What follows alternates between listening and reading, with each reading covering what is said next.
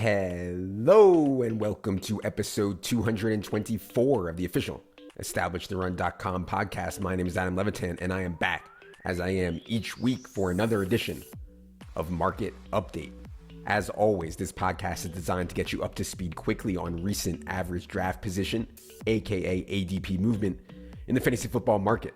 In the show notes, you can find a free link to charts and the full article on this topic from ETR Director of Analytics and the man behind all this, Michael Leone. Note that if you are following me on Twitter, at Adam Levitan, all one word, just my name, you know how important I think first team preseason usage is. I will be talking to Evan about everything we saw in week one preseason and how it's affecting the rankings later today, so stay tuned for that. All right, let's get into it with the biggest risers and fallers of the last 7 days. If you have our draft kit, you'll see our rankings for all formats changing more rapidly now as we get more clarity on roles and usage. Again, we aren't changing for every little bit of news, stupid beat writer speculation, hot performances at camp, or in preseason games, whatever. We are making changes for what we think actually matters. Check all that out in the draft kit. Let's begin with the risers from the last 7 days. Antonio Brown is up about 5 spots across the industry, up to 74th overall on Underdog from 79th. I've been lower than Leone and Silva on Antonio Brown, mostly because I think he's legit their third best wide receiver at this point in his career. And I think the team, the Bucs, actually function better with a true burner in that number 3 wide receiver role, not Antonio Brown. But we do have the roommate narrative working here. Tom Brady absolutely loves Antonio Brown, loves throwing it to him when he's on the field. His targets per route run is out of control. So there's standalone value here, which I get, plus the upside if one of Godwin's or Mike Evans were to go down. Still, as his ADP climbs, I prefer Deebo Samuel, Courtland Sutton, Tyler Boyd, Laviska Shenault, Michael Gallup. I prefer those guys over Antonio Brown personally, but I wouldn't, kill anyone for taking him in that range. Next riser is AJ Dillon, and this has been one of my favorites all summer. I was just taking AJ Dillon every time in the 10th, 11th, 12th round, just easy pick in these wide receiver heavy builds that I like to make. And, there's standalone value in AJ Dillon for sure. Very good talent, massive upside if something were to happen to Aaron Jones. He's up to 95th overall on Underdog now, but we are still ahead of ADP on AJ Dillon. Still love it. Speaking of guys that we've been on who are now creeping up higher, Tyler Boyd is up 5 to 7 spots. Michael Gallup is up 4 to 6 spots across the industry. I still like Tyler Boyd a lot. That slot role in the Bengals offense is going to see a ton of volume.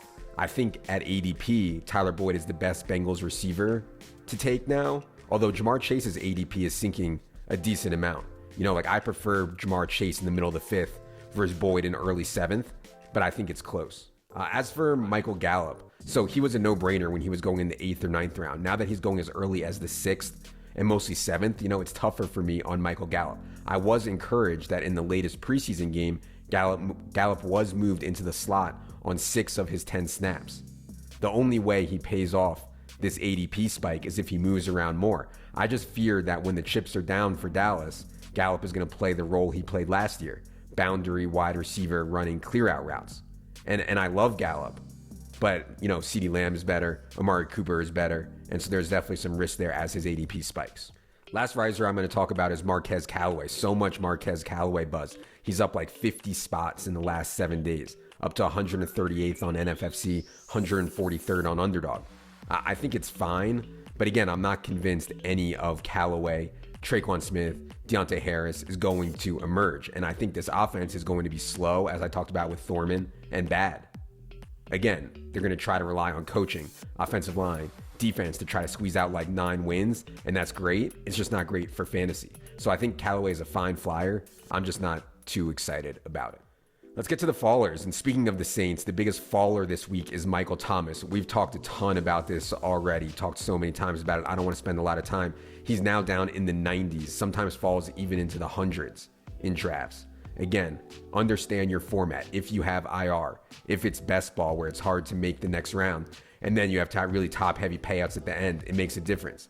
At this point though, in most formats, I think Michael Thomas is just a headache I would let someone else deal with. Dak Prescott is down about 5 spots across the industry. I personally don't think Dak has nearly the same ceiling as the Patrick Mahomes, Kyler Murray, Josh Allen, Lamar Jacksons. He just doesn't run enough for that. And last year, I know everybody's extrapolating Dak's stats from last year. The game environments that Dak got himself in, the game flows, were so absurd.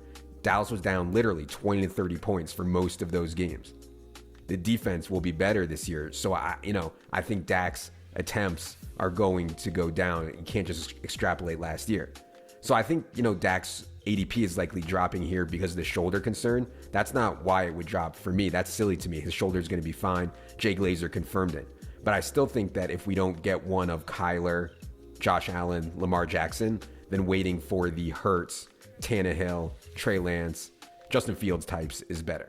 Last faller is Rashod Bateman, and this is a tough injury. Rashod Bateman's going to have core muscle surgery, miss 6 to 8 weeks. Obviously, the context here is that he was already in the NFL's most run-heavy offense with an inconsistent thrower in Lamar Jackson. That was already an issue. Now we have this injury to Rashod Bateman. I think we can do better with our late-round flyers than Rashod Bateman. I'm working on favorite flyers right now. We'll have some more ideas for you guys in the draft kit of who to take late.